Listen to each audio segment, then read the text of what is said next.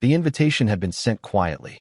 Stephen Colbert's team reached out to Karoline Leavitt weeks after her last appearance, the one that ended in heated tension and a walk-off that neither side had acknowledged since. The public had moved on, but producers hadn't forgotten the ratings. Karoline's team was cautious. They asked for topic guidelines, tone assurances, editorial control. Colbert's staff gave all the right promises. A respectful conversation. No ambushes. No setups. Just talk. She agreed.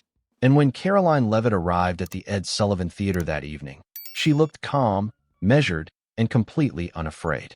Wearing a navy blazer and a subtle American flag pin, she sat backstage listening to the crowd applaud the opening monologue. Her expression never changed. Stephen Colbert opened the show with his usual rhythm. He made jokes about Congress, the polls, the headlines. But the energy was different. He knew the audience was here for something else. When he introduced Karoline, the applause was scattered. Some booed. Some cheered. Most were just curious. She walked out, shook Stephen's hand, and took her seat. Stephen smiled and said, "Karoline Leavitt, welcome back. You're braver than most for coming here again." Karoline smiled calmly. She said, "I'm not brave, Stephen. I'm just not afraid of disagreement." He chuckled. He said, "Let's see how long that lasts." The audience laughed, but Karoline didn't. She said, "Let's." Stephen began with policy. He asked about border security, inflation, foreign policy. Karoline answered each question directly. Her tone was steady, her message uncompromising. She spoke about fiscal responsibility, constitutional limits, and the need for leaders who tell the truth even when it's unpopular. Stephen tried to keep it light. He said, "You make it sound like Washington could be fixed with a couple of stern tweets and a well-pressed blazer." Karoline said, "No, Stephen. I'm saying it could start with people who mean what they say." There was a pause. The audience didn't know whether to laugh or applaud, so they stayed quiet. Stephen shifted gears. He said, "You've become a controversial figure. You've been accused of enabling misinformation, of aligning with authoritarianism. Do you understand why people are afraid of what you represent?" Karoline's tone didn't change. She said, "I understand that fear is powerful, and I understand that people in this city have made a career out of using it. But I also know what working families care about. And it's not abstract labels. It's the cost of eggs, the safety of their kids, the feeling that no one in power actually sees them." Stephen said, "So you see yourself as a truth teller?" Karoline said, "I see myself as a mirror. And sometimes people don't like what they see." He leaned forward slightly. He said, "That's a bold claim for someone who's defended Donald Trump." Karoline looked directly at him. She said, "And it's a tired deflection from someone who still hasn't answered for how the media treated Russian collusion like gospel without evidence." The audience reacted. Some gasped. Some clapped. Stephen said, "You're bringing up 2016? Really?" Karoline said, "You brought up character. I'm reminding you what selective outrage looks like." Stephen's tone sharpened. He said, "Do you think this kind of rhetoric helps? That it builds trust?" Karoline said, "I think people trust what's real, not what's approved by late-night producers." There was a pause. Stephen glanced toward the control booth. Then he looked back at her. He said, "You've got guts, I'll give you that. But guts without responsibility is just chaos." Karoline said, "And responsibility without courage is just compliance." Stephen stood abruptly. He said, "All right, let's talk about courage.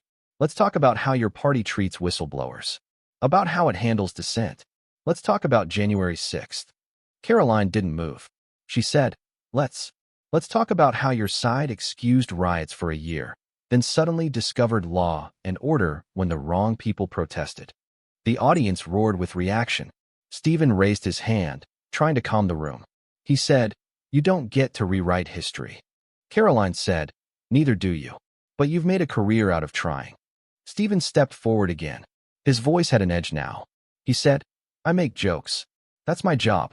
Karoline said, "You make propaganda, Stephen, wrapped in punchlines." The room was no longer laughing. Stephen said, "So what? You're the savior of truth now."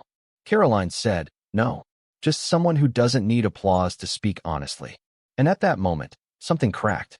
Stephen's posture changed. His smile was gone. He looked directly at her and said, "You're the reason people don't trust democracy anymore." Karoline stood up. She said, "No, Stephen, you are. The crowd didn't know what to do. Security moved subtly to the edges of the stage. Karoline stayed where she was. She said, "You invite people like me so you can play the hero. But when we don't play along, you panic. That's not journalism. That's cowardice." Stephen said, "You think you're going to come on my show and insult me?" Karoline said, "I didn't insult you. I revealed you. There's a difference." Stephen stepped back slightly. The producers were motioning to cut the segment. But Karoline wasn't finished. She looked at the camera and said, "To anyone watching who's tired of being told what to think, you're not alone. You're not crazy. You're not evil. You're just not playing by their script." Stephen said, "This is my show." Karoline said, "Not anymore." And with that, the feed went black. The feed cut to commercial. At least that's what the national audience saw. In the studio, it was different. The audience sat in stunned silence as Karoline Leavitt remained standing in the center of the stage. The music meant to cover the tension failed to restart. The producers scrambled. The floor manager made hand gestures that no one followed. Stephen Colbert turned his back to the cameras. He walked slowly toward the side curtain. He didn't say a word. Not to Karoline. Not to the crew. Not to the audience. Just silence. Karoline looked at the cameras, then at the audience, then back at the empty chair across from her. She said, calmly, "What does it say when a late-night host can't finish a conversation he started?" The crowd didn't know whether to clap. Some did, hesitantly. She said, "He invited me here. Twice. He opened the door. I just refused to walk through it quietly." Security moved forward again, unsure what would happen next. But Karoline didn't shout. She didn't storm. She simply said, "I came to speak." He chose to walk away. That's the truth. And you all saw it. Then she turned and walked off the stage. Backstage, producers were arguing. One demanded the footage be cut before the walk-off. Another insisted the confrontation would go viral. They all agreed on one thing. The moment had spiraled far beyond anything they'd planned. Stephen never returned to the set that night. The show closed with reruns and canned applause. Viewers at home got a final segment from a different episode. There was no explanation, but the footage leaked within hours. Clips of Karoline standing firm while Stephen turned away flooded social media. Some called her defiant. Others called her dangerous. But no one could ignore her. By morning, headlines were split. Conservative outlets praised her composure. Liberal ones focused on her defiance. But even critics had to admit, Colbert walking off his own stage had never happened before.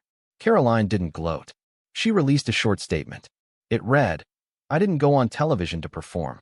I went to speak for Americans who are tired of being laughed at, talked down to, and dismissed." I wasn't surprised he walked away. That's what they always do when you don't follow the script. Stephen released no statement.